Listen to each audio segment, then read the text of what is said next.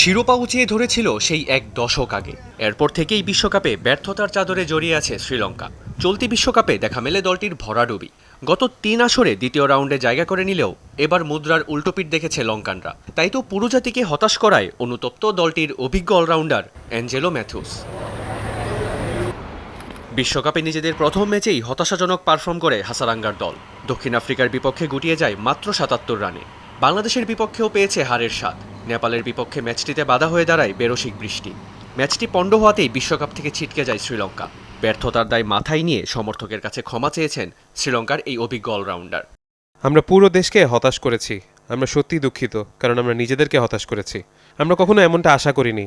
আমাদের অনেক চ্যালেঞ্জের মুখোমুখি হতে হয়েছে, তবে সেগুলো দুর্ভাবনার কিছু নয়। এটি খুবই দুর্ভাগ্যজনক যে আমরা দ্বিতীয় রাউন্ডে যেতে পারিনি। টি-20 বিশ্বকাপে নিজেদের মানের ক্রিকেট খেলতে পারেনি সাবেক চ্যাম্পিয়নরা।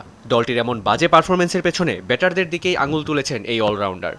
নিজেদের প্রতি সুবিচার করতে পারিনি আমরা। বিশেষ করে প্রথম 2 ম্যাচ যেভাবে খেলেছি, খুবই দুর্ভাগ্যজনক। আমার মনে হয় ওই প্রথম 2 ম্যাচে ব্যাটাররা সফল হতে পারেননি বলে আমরা সফলতা পাইনি। ফিল্ডার এবং বোলাররা দারুণ কাজ করেছে ছোট স্কোর থাকা সত্ত্বেও। তারা 2টি ম্যাচে ভালো করেছে এবং 2টি ম্যাচই বেশ প্রতিদ্বন্দ্বিতাপূর্ণ হয়েছে, কিন্তু দুর্ভাগ্যবশত আমরা জিততে পারিনি। নিজেদের শেষ ম্যাচে ডাচদের বিপক্ষে জ্বলে উঠলেও স্বপ্ন যে শেষ হয়ে গেছে আগেই। ডাচদের বিপক্ষে সান্ত্বনাসূচক বড় জয়ে আসর শেষ করেছে লঙ্কানরা। মেহেদী রিয়ান, যমুনা স্পোর্টস।